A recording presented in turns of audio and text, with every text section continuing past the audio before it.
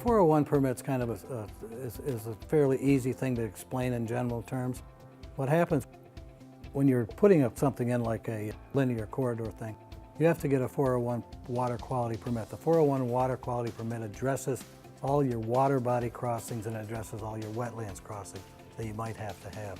Now, I've done 401 permit applications in many parts of the country, and typically what happens is you come across a water body or you come across a wetland that you actually need to cross, you actually look at that thing in detail and you come up with a plan to cross that specific one. Every project that I ever worked on, and I'm sure that Constitution did the same thing, when they submitted their 401 water quality permit, they had all of these plans in place to go across it. Now from the DEC's perspective, that's New York State, from the DEC's perspective, when you actually have these things in place, what they need to do is they need to check it, and if they have questions, they go out and they look at the spot, and they say, oh yeah, this is good, or no, I really don't like what you're doing here, we want you to do this instead.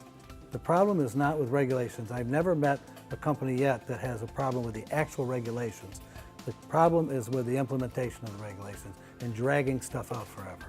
There's really no reason for it in New York State to have been dragged out as long as it has been.